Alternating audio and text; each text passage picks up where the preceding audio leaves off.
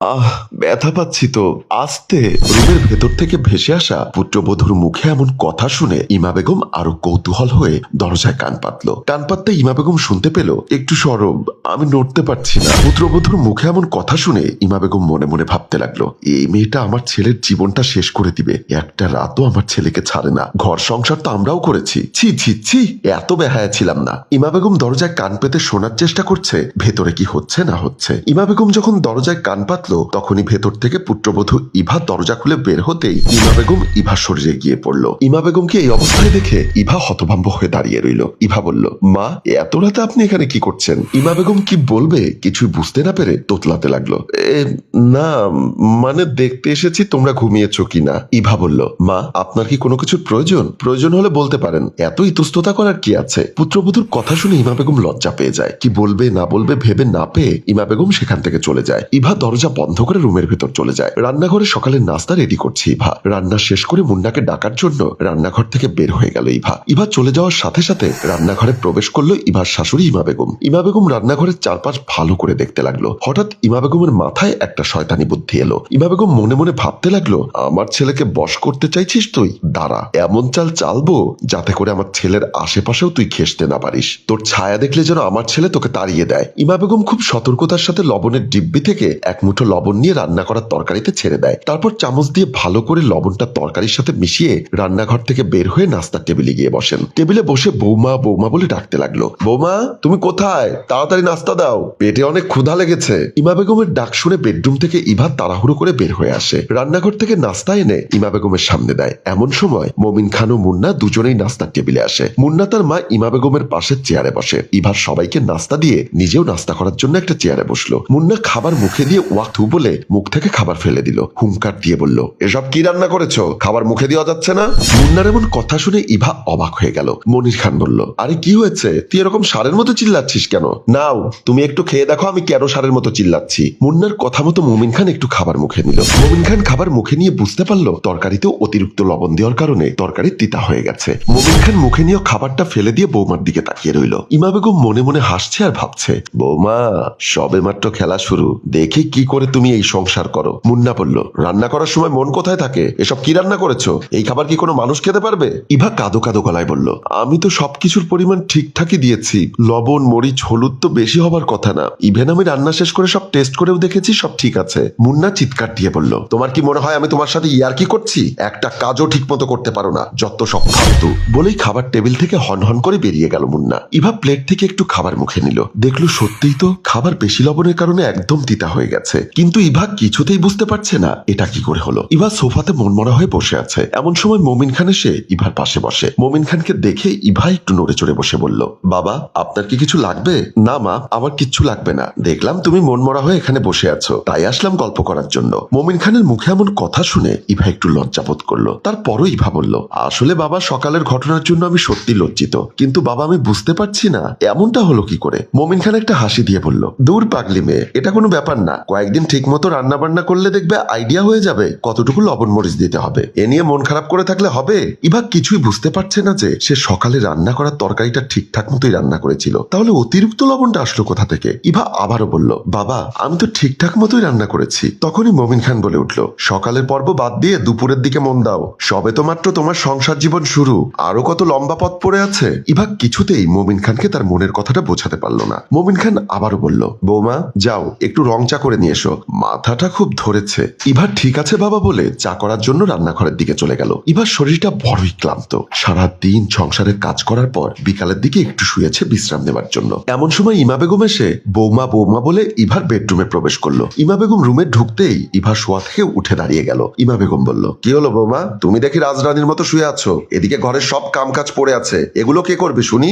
মা, শরীরটা খুব খারাপ করছে, তাই শুয়েছিলাম। আপনি যান, আমি সব কাজ করে নিব। ইমা বেগম বলল, যাও, এক্ষুনি যাও, বেসিনে রাখা থালা বাসনগুলো ধুয়ে রান্নাঘরটা মুছে ফেলো, আর বাথরুমে আমার কাপড়গুলো রাখা আছে, কাপড়গুলো ধুয়ে ছাদে শুকাতে দিয়ে এসো। বলে ইমা বেগম রুম থেকে বের হয়ে গেল। ইভা দাঁড়িয়ে দাঁড়িয়ে ভাবতে লাগলো, সারা দিন বাসায় কাজ করলাম, অথচ উনি তার গোসলের কাপড়গুলো ধুতে পারলো না।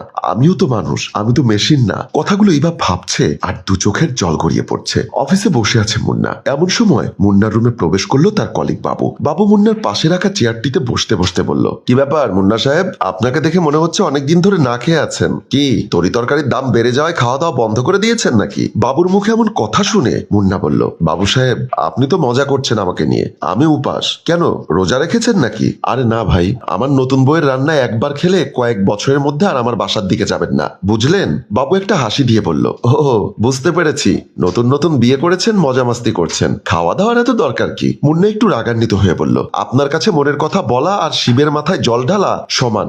এখন যান, মন মেজাজ দুটোই খারাপ আছে। বাবু আর কিছু না বলে হাসতে হাসতে রুম থেকে বের হয়ে গেল। মুন্না অফিস শেষ করে রুমে ঢুকতে যাবে, এমন সময় ইমা বেগম রুম থেকে বের হচ্ছে। মুন্না বলল, মা কোথায় যাচ্ছ?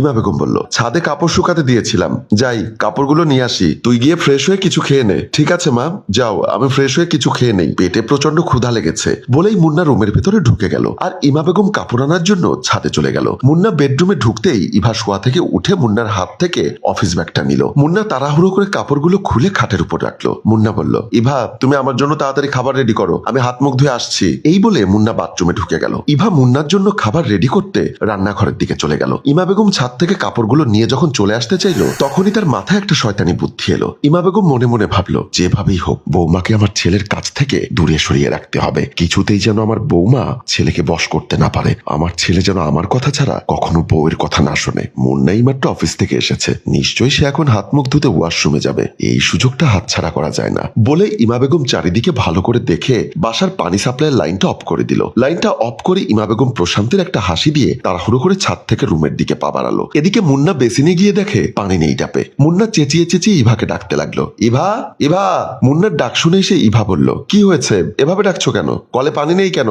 দিনে মোটর ছাড়োনি? ইভা বলল, হ্যাঁ ছেড়েছি তো, একটু আগেও তো মোটর ছাড়া ছিল, তাহলে মোটরে পানি নেই কেন? আমি কি টাঙ্কির পানি খেয়ে ফেলেছি? মুন্নার মুখে এমন কথা শুনে ইভা মাথা নিচু করে দাঁড়িয়ে রইল। ইভা চাইলে অনেক কিছুই বলতে পারতো মুন্নাকে, কিন্তু এবার কিছুই বলেনি। মুন্না আবারও বলল, সারাদিন বাসায় করোটা কি? ঘরের একটা কাজও তো ঠিকঠাক মতো করতে পারো না। আমি সারাদিন অফিস করে এসেছি, এটা তোমার মাথায় রাখার দরকার ছিল। ইভা বেগম মুন্নার এতগুলো কথা একসাথে হজম করতে পারছে না, এবার দু চোখ গড়িয়ে জল পড়তে লাগলো। ইভা ক্ষীণ কণ্ঠে বলল, একটু আগেই মোটর ছাড়া ছিল, টাঙ্কি ফুল হওয়াতে আমি নিজ হাতে মোটর বন্ধ করেছি। ঠিক এমন সময় রুমের বাহির থেকে চিৎকার এলো, কে কোথায় আছিস? আমাকে ধর, আমি মরে গেলাম। চিৎকার শুনে মুন্না ও ইভা দুজনেই রুম থেকে দৌড়ে বের হয়ে গেল। মুন্না ও ইভা দৌড়ে এসে দেখলো ইমা বেগম সিঁড়িতে পড়ে আছেন। ইমা বেগম অনেক চেষ্টা করে উঠে দাঁড়াতে পারছে না। মুন্না ও ইভা তার মাকে টেনে তুললো। মুন্না বলল, মা কি হয়েছে তোমার? তুমি পড়ে গেলে কি করে?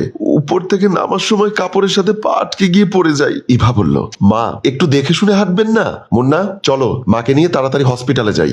না না, হসপিটালে যেতে হবে না, আমাকে নিয়ে তোমরা আগে রুমে চলো। ইমা বেগমের কথা মতো মুন্না ও ইভা ইমা বেগমকে দুপাশ থেকে ধরে রুমের দিকে নিয়ে গেল। রাত প্রায় 3টা বাজে। ইমা বেগমের পাশে বসে আছে পুত্রবধূ ইভা। ইমা বেগম সিঁড়ি থেকে পড়ে গিয়ে ডান পায়ের হাঁটুতে প্রচন্ড ব্যথা পায়। রাতে ডাক্তার এসে দেখে ওষুধ দিয়ে গেছেন, বলেছেন আগামীকাল এক্সরে করলে বোঝা যাবে কি সমস্যা হয়েছে। ঔষধ খাবার পর থেকে ইমা বেগম ঘুমিয়ে আছেন। শেষ রাতের দিকে ইমা বেগম আস্তে আস্তে চোখ খুলে দেখতে পেলেন ইভা ইমা বেগমের মাথার পাশে বসে আছে। ইভা ইমা বেগমের মাথায় হাত বুলিয়ে দিচ্ছে। ইমা বেগম আস্তে আস্তে উঠে বসার চেষ্টা করলো। ইভা বলল, মা আপনি বেশি নড়াচড়া করবেন না, ডাক্তার বলেছেন আজকের রাতটা কোনো রকম কষ্ট করে কাটিয়ে দিতে, আগামীকাল ডাক্তার ভালো করে পরীক্ষা করে তারপর ওষুধ দেবেন। মা ইমা বেগম বলল, বৌমা মুন্না কোথায়? মা কালকে ওর অফিস আছে, তাই একটু ঘুমিয়ে গেছে। তোমার শ্বশুর কোথায়? মা বাবার শরীরটাও তেমন ভালো না, রাত জাগলে আরো বেশি খারাপ হবে, তাই বাবা ঘুমিয়ে গিয়েছে। আপনার কিছু লাগলে আমাকে বলুন। ইমা বেগম বলল, তুমি ঘুমাওনি? কি যে বলেন না মা, আপনাকে এই অবস্থায় রেখে আমি কি করে ঘুমাই? আমি তো আপনার মেয়ের মতোই, আপনার যদি একটা মেয়ে থাকতো তাহলে কি আপনাকে এভাবে রেখে ঘুমোতে পারতো? ইভার কথা শুনে মা ইমা বেগম হতভম্ব হয়ে গেল আর মনে মনে ভাবতে লাগলো, যে মানুষটার ক্ষতি আমি সবসময় চেয়েছি, এমনকি স্বেচ্ছায় ক্ষতি করার চেষ্টা করেছি, আজ এই বিপদের দিনে সে আমার পাশে দাঁড়িয়ে আছে। সত্যি আমি একটা খারাপ মনের মানুষ, অথচ এই মানুষটা ভেতরের দিক থেকে কতই না উদার মনের একটা মানুষ। মা ইমা বেগমকে এরকম হতভম্ব থাকতে দেখে ইভা বলল, কি হয়েছে মা, আপনার কি কোনো সমস্যা হচ্ছে? সমস্যা হলে আমাকে বলুন। ইমা বেগম ভেজা ভেজা চোখে বলল, না রে মা, আমার কোনো সমস্যা হচ্ছে না। মারে আমি না বুঝে তোমার সাথে অনেক অন্যায় করেছি, তোমাকে অনেক অত্যাচার করেছি, আমি তো তোমার মায়ের মতোই, আমাকে ক্ষমা করে দাও বৌমা, আজকে থেকে আমি তোমার শাশুড়ি মা না, আমি তোমার মা। বলেই ইমা বেগম ইভাকে জড়িয়ে ধরে কান্নায় ভেঙে পড়ে। সম্মানিত দর্শক, কারো ক্ষতি করার আগে একটা কথা সবসময় মনে রাখবেন, যার ক্ষতি করতে যাচ্ছেন সেও কিন্তু আপনার উপকারে আসতে পারে, তাই কারো ক্ষতি করার আগে 100 বার ভেবে নিন। কেউ যদি আপনার ক্ষতি করে তখন আপনি কি করবেন? আমাদের গল্পটি যদি আপনাদের ভালো লেগে থাকে তাহলে লাইক, কমেন্ট ও শেয়ার করে আমাদের সাথেই থাকবেন।